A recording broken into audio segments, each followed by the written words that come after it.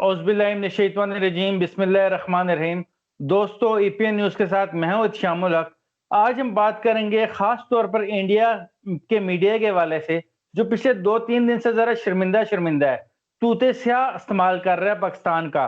पाकिस्तान को खास तौर पर भेजना पड़ रहा है तूते स्याह अर्नाब गोस्वामी के लिए और उनके कुछ और मीडिया के एंकर्स के लिए, जो बड़ा चीख-चीख के बोलते थे और चीखने की वजह से उनका गला फट गया था। लेकिन पिछले 2-3 दिनों से उनकी वो इतना गला फटा था कि अब बोला ही नहीं जा रहा उनसे।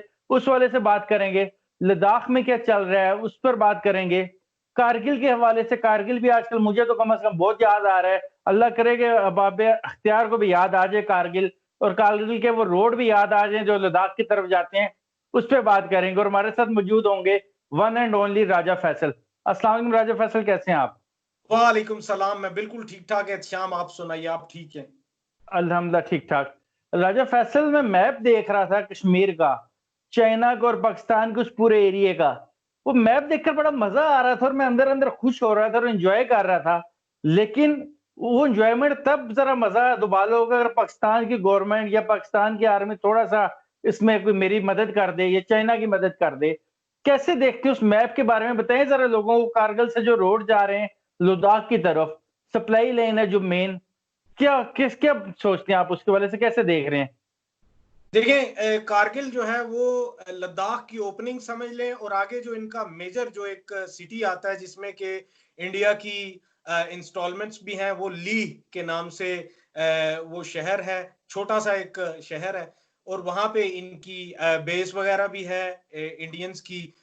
और वही आगे अगर लेके जाया जाए तो उससे इतना दूर नहीं, जहां तक के चाइनीज आके उन्होंने डेरा लगा लिया है। और यहाँ मैं ये बताता चलूं कि एक बहुत ही इम्पोर्टेंट जो चीज देखने में आ रही है वो ये है कि चाइनीज ना सिर्फ ये कि अपने ट्रूप्स को उधर लेके आए हैं, और वो 20 से 25 किलोमीटर का उन्होंने आगे एडवांस किया है, और लद्दाख का 20 से 25 किलोमीटर का ईस्टर्न लद्दाख का हिस्सा उन्होंने उस पर कब्जा कर लिया है।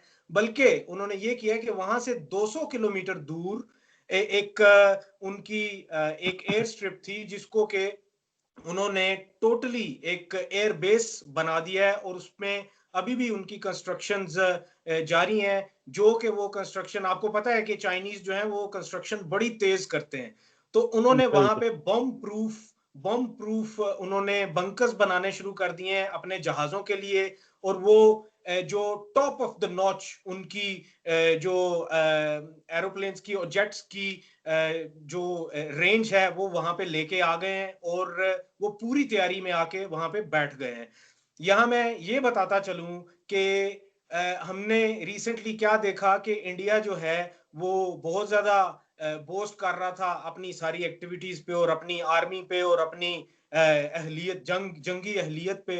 वो सारी अब धरी की धरी रह गई है, और चाइनीज वहां पे आके बैठ गए हैं। और चाइनीज को वहां से हटाना इंडियंस के लिए बहुत मुश्किल है, वो नहीं हटा सकते। अब क्या है कि वो उनके अपने ही मुल्क में अपने ही जो सीनियर वॉइसेस हैं और अपने ही ऑपोजिशन जो लीडर्स हैं, वो उठ उठ के सर उठा के ये कह रहे हैं कि मोदी कहाँ गए, मोदिया कहाँ गए। मोदिया जब मैं कहता हूँ तो इससे मुराद इंडियन मीडिया होता है। इंडियन मीडिया को आजकल मोदिया कहा जाता है। तो मोदिया और मोदी को पुकारा जा रहा है कि किधर गए आप, अब भी बोलिए। जब भी पाकिस्तान के साथ बात होती थी तो आप तो कहते थे कि हम पाकिस्तान के टुकड़े टुकड़े कर देंगे, और हम पाकिस्तान को तबाह बर्बाद कर देंगे, और हम ये कर देंगे, हम वो कर देंगे। अब जबकि चाइना अंदर घुस आया है, और आप चाइना को दो लफ्ज भी नहीं बोल सकते, उल्टा आप ये कह रहे हैं कि हम डिप्लोमेटिक चैनल्स को इस्तेमाल करते हुए इस मामले का हल ढूंढ रहे हैं। ये मौजूदा हिंदुस्तान के लिए बायसे शर्म है कि इतनी बड़ी फौज के होते हुए और इतना बड़ा मुल्क होते हुए, और बार बार इनका ये कहना कि हम बहुत बड़ी इकोनॉमी है, ये सब कुछ होते हुए भी इन्होंने घुटने टेक दिए हैं। और यहाँ में बड़ी इंपॉर्टेंट चीज ये है कि काफी अरसे से हम देख रहे थे कि सिक्किम के महाज पे और इसी लद्दाख के महाज पे इंडियंस की और चाइनीज फौजियों की आपस में चपखलिश होती रही और उसमें लाते घूसे और सब कुछ इंडियंस को पड़ता रहा। इंडियंस फिर भी वहां पे अपोलोजेटिक थे और वहां पे प्लीज प्लीज करके गुजारा कर रहे थे। और अब भी उन्होंने क्या किया कि अब भी एक महाभारत की महाफौज और आरएसएस के फ्रंटमैन सोल्जर्स जो हैं वो बंदूक की जगह एक 500 रुपए का पैम्फलेट बनाया हुआ, जो पैनाफ्लेक्स बनाया हुआ है, वो चाइनीज फौजियों को शो कर रहे हैं, जिसके ऊपर के लिखा हुआ है कि खुदारा आप हमारी जान छोड़ दें, आप प्लीज वापस चले जाएं, बड़े अपोलोजेटिक तरीके से। तो ये फैसल भाई मैंने भी देखा वो बैनर जो देखा हुआ था, लेकिन वो तो इंग्लिश में मुझे दिखाई दे रहा था। इन बेवकूफों को ये नहीं पता चला कि उन्हें तो इंग्लिश समझ ही नहीं आती। चाइनीज कहते हैं हमारी जुबान, वो अपनी जुबान को इंपोर्टेंस देते हैं, वो इंग्लिश में उन्हें मैसेजेस पढ़ा रहे हैं। चाइनीज फौजियों को उनकी इंग्लिश का क्या पता, वो समझ रहे हो कि आज हम पीछे जा रहे हैं, घुसाओ। मैं आपको एक चीज बात बताता चलूं कि ऊपर तो इंग्लिश में लिखा था, लेकिन अगर आप गौर से देखें तो एक दो लाइन नीचे चाइनीज में भी उन्होंने लिखी हुई थी, जिसका कि मेरे एक मोहतात अंदाजे के मुताबिक उसका मतलब ये निकलता होगा कि अल्लाह दा ना है, सानू माफ कर दो, वापस चले जाओ। उसका मतलब ये बनता होगा। अच्छा और फैसल भी मुझे जी, आपके दोस्त हैं गौरव आर्या, आपसे बहुत प्यार भी करते हैं, आपके साथ अक्सर मीडिया पे नजर भी आते हैं इंडियन चैनल्स पे। पाकिस्तान में हम भी उन्हें जहमत देने की मैंने कोशिश की, लेकिन वो नहीं माने। चलें कभी मानेंगे तो हम उनके साथ भी प्रोग्राम करेंगे। आपको पता है आपके ये दोस्त भी लाइन ऑफ एक्चुअल कंट्रोल में पोस्टिंग रही है इनकी। वो जो ठुड्डे जिन फौजियों को पढ़ते हैं, भारतीय फौजियों को, जिनके वो सरों पे जूते, वो बड़े बड़े जूते नहीं होते इतने बड़े बड़े, जिन पे लिखा होता है अजब आलमा 13,000, पुलिस वाले भी पाकिस्तान के यूज करते हैं, वो बड़े बड़ी सोल वाले यहाँ तक जो होते हैं, वो उनके भी सर में पड़ते रहे और पीछे उठा उठा के चैनी मारते रहे हैं। आपको इस बात का इल्म है? थप्पड़ मुक्के उनके तो पड़ते रहते थे अक्सर। इस बात का कभी बताया उन्होंने आपको कि मुझे कैसे कुट पड़ती थी वहां पे जब मैं लाइन ऑफ एक्चुअल कंट्रोल में पोस्टिंग थी मेरी? देखिए, आज आज के प्रोग्राम में भी वो बैठे हुए थे और पिछले 2-3 रोज पहले भी एक प्रोग्राम में बैठे हुए थे, तो मेरा उनसे आमना सामना हुआ। मैंने उनकी शक्ल देखी, उनकी शक्ल पे जो 12 बजे हुए हैं, वो ये सारी की सारी स्टोरी बता रहे हैं कि वो कौन सी सोच में डूबे हुए हैं, उनको अपना माजी याद आ रहा है। मैं यहाँ पे एक चीज बताता चलूं कि ये वहीं पे पोस्टेड थे जब ये बर्फ के अंदर शायद इनको वहां पे पैरालाइज हुए थे। मेरी हमदर्दियां इनके साथ है। एक सोल्जर है, सोल्जर की तरह वहां पे रहे। ये कोई भी बाइसे शर्म बात नहीं है कि आप अपने मुल्क को सर्व करते हुए आपको अगर कोई इस तरह की इंजरी वहां पे हो जाए, तो तब इनको रिटायर कर दिया गया था। मैं यहाँ पे ये बताता चलूं कि ये बहुत अच्छे तरीके से वाकिफ हैं कि उस एरिया में मौसम किस कदर सख्त है, और दूसरी बात ये है कि मौसम की सख्ती के साथ साथ चाइनीज सोल्जर कितना सख्त है, उसको कितने कराटे आते हैं और वो कैसी कैसी फ्लाइंग किक्स मारता है, ये मेजर गौरव आर्या को बिल्कुल बहुत अच्छे तरीके से पता है। और मेजर गौरव आर्या वही जो फ्लैशबैक्स हैं वो उनकी आंखों के सामने बार बार आते हैं, तो वो फिर ये सोचने पे मजबूर हो जाते हैं कि हूं की बनेगा। तो अब मुझे भी यही नजर आ रहा है कि इंडिया को ये सोच, ये जो चुनौती है, ये मारे जा रही है कि अब क्या बनेगा। तो वाकई ठीक इंडिया अब उनसे लड़ने का अहल नहीं है। दूसरी जो ठीक मोस्ट इंपॉर्टेंट बात है वो ये है कि वहां पे लड़ना, इस हाइट पे लड़ने का मतलब ये है कि आप अपनी ट्रूप्स को वहां पे स्टेशन रखेंगे। वो ट्रूप्स को स्टेशन रखने के लिए आपको कॉस्ट्यूम्स चाहिए होंगे, आपको बेहतर गियर अप होके वहां पे रहना पड़ेगा, और आपको तंबू, आम तंबू नहीं लगेगा जो कि आप कहीं पे भी लगा लेंगे। वहां पे सियाचिन की तरह का मौसम होगा, तो आपको वहां पे फौज के एक्स्ट्रा बजट भी लगाने पड़ेंगे। अब मेरा नहीं ख्याल कि वो इंडिया जो कि अपने सोल्जर्स की रोटी पूरी करने से कासर है, 2 टाइम में वो सिर्फ एक एक रोटी देता है, और हर चौथे दिन हमें कोई ना कोई इंडियन सोल्जर सोशल मीडिया पे अपनी वीडियो चढ़ाता हुआ नजर आता है, जिसमें वो कहता है कि मुझे थोड़ी सी दाल दी है और एक रोटी दी है, मेरा पेट नहीं भरा। अब यहाँ पे ये देखना होगा कि क्या इनके सोल्जर्स वहां पे लद्दाख में चाइनीज को काउंटर करने के लिए वहां पे रह सकेंगे या राजा नहीं। फैसल, मेरा राजा नहीं ख्याल। फैसल, राजा फैसल वो बिल्कुल रह सकेंगे। उसकी वजह ये है, गौरव आर्य ने पाकिस्तान की आर्मी के बारे में बात की। इंडियन आर्मी की साइकी मैं बहुत अच्छी तरह समझ चुका हूँ पिछले कुछ दिनों से, जब से मैं वीडियोस करना शुरू हूँ। इंडियन आर्मी चीफ खुद चाहता था कि हालात खराब हो लद्दाख में। असल में इंडियन आर्मी को, आर्मी चीफ को कमीशन खाने की आदत है। थोड़े थोड़े अरसे के लिए आर्मी चीफ बनता है, कमीशन खाना होता है। हथियार खरीदेंगे तो कमीशन मिलेगा। पाकिस्तान के साथ तो एक जैसा असला था, चलो मुकाबला, वो मार तो उन्हें पड़ी थी लेकिन चलो चलता रहा था सिलसिला। लेकिन चाइना से जब लड़ना होगा तो उन्हें असला ज्यादा खरीदना पड़ेगा।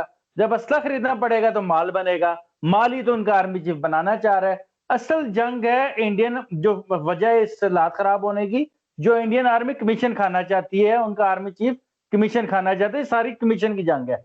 अच्छा राजा फैसल, मुझे बताएं, जो कारगिल का एरिया है, जहां से रोड मेन सप्लाई गुजर के जा रही है लद्दाख को, जहां से इंडियन आर्मी के ट्रक गुजर के जाते हैं, वो हमारी रेंज में है। हम हल्की फुल्की भी गोलाबारी करें तो वो रोड आसानी से तबाह हो सकता है। अगर चाइना हमारी कोई हेल्प मांगे और हम वो रोड क्या तबाह कर सकते हैं कारगिल के? हिमाचल प्रदेश वाला रास्ता बहुत मुश्किल है, वहां से लद्दाख जाना आसान काम नहीं। मेन रूट जो इस्तेमाल करती है इंडियन आर्मी, वो करती है कारगिल वाला।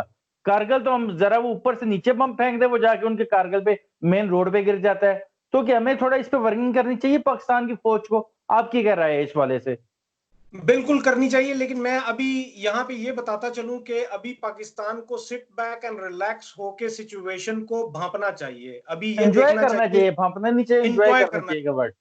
इंजॉय करना चाहिए। और ये जो रोड जिसका कि आप जिक्र कर रहे हैं, ये वही रोड है जो कि लीह की तरफ जाती है, और ये पाकिस्तान की वाकई ही रेंज में है, और इसमें पाकिस्तान उनको शदीद नुकसान पहुंचा सकता है। और मेरे ख्याल में उस तरफ पाकिस्तान को फोकस करना चाहिए। पाकिस्तान का ऑलरेडी से हर एक जगह पे प्रेजेंस है। कारगिल के बिल्कुल पास भी पाकिस्तान की ट्रूप्स हैं। पूरे लाइन ऑफ कंट्रोल पे पाकिस्तान की प्रेजेंस है।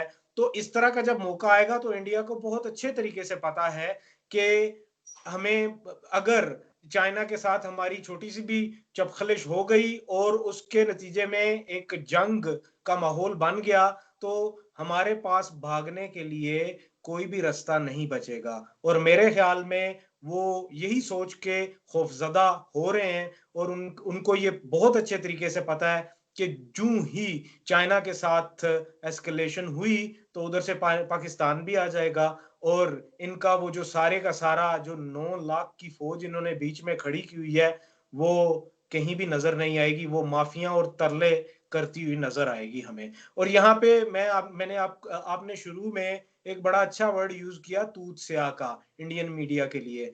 मैं ये बताता चलूं कि और ये तूत तूत स्याह स्याह से, तो आप मजे से नहीं बोले, थोड़ा मजे से बोले। तूत और स्याह, स्याह समझते हैं हाँ, ना? स्याह, जिस रंग की हाँ, आपने शर्ट पहनी हुई है, स्याह रंग की, जो हाँ, इस स्याह के अंदर जो सफेद रंग की आपने पहनी हुई है ना नीचे कुछ, उस तरह के झंडा इंडियन फौजियों ने आजकल अपने हाथ में रखा हुआ है। हर वक्त पीछे करके रखा हुआ है हाथ बांध के, किसी भी टाइम देखते हैं फौजी आ रहे हो, यस सर, झंडा ऊपर हो जाता है। इस तरह की आजकल माहौल बना हुआ है लद्दाख में। जी आप कंटिन्यू करें प्लीज। जी। तूत स्याह से आपके गले का दर्द तो ठीक हो सकता है, लेकिन आपके जो करतूत स्याह हैं वो खत्म नहीं हो सकते। तो इनके जो स्याह करतूत हैं वो तूत स्याह से ठीक नहीं होंगे। उसके लिए जो चाइना कर रहा है और जो इस तरफ से पाकिस्तान करने जा रहा है इनके साथ, अभी कुछ चीजें ऐसी डेवलप हो रही हैं जो कि आने वाले दिनों में सामने नजर आएंगी। पाकिस्तान भी तैयार बैठा है और उधर से चाइना भी तैयार बैठा है। तो ये जो इनके करतूत स्याह हैं, उनका इलाज हमें बहुत जल्द नजर आएगा आने वाले दिनों में। ठीक, बहुत शुक्रिया राजा फैसल आपके वक्त देने का, आज आपका बहुत बिजी दिन था। दोस्तों वीडियो आपने देखी, वीडियो अगर आपको पसंद आए तो वीडियो को लाइक कीजिएगा, अपनी राय का इज़हार जरूर कीजिएगा। राजा फैसल की अक्सर कमेंट्स आती हैं, वो मैं देखता रहता हूँ। बल्कि कुछ लोगों ने भी कहा, ये भी कहा कि राजा फैसल अपना यूट्यूब चैनल कब शुरू करेंगे, इनका यूट्यूब चैनल कब बनेगा? वो भी इंशाल्लाह राजा फैसल बहुत जल्द बना मैं रहे हैं। मैं एक छोटी सी बात यहाँ पे बताता चलूं। मैंने ऑलरेडी से अपना यूट्यूब चैनल बनाया हुआ है, लेकिन मैं बेसिकली इंग्लिश में काम कर रहा हूँ। द स्टर्लिंग वैगजीन, मैगजीन नहीं, द स्टर्लिंग वैगजीन के नाम से ये चैनल बना हुआ है, जिसमें कि मैंने डॉक्यूमेंट्रीज पे काम किया हुआ है, इंग्लिश डॉक्यूमेंट्रीज पे।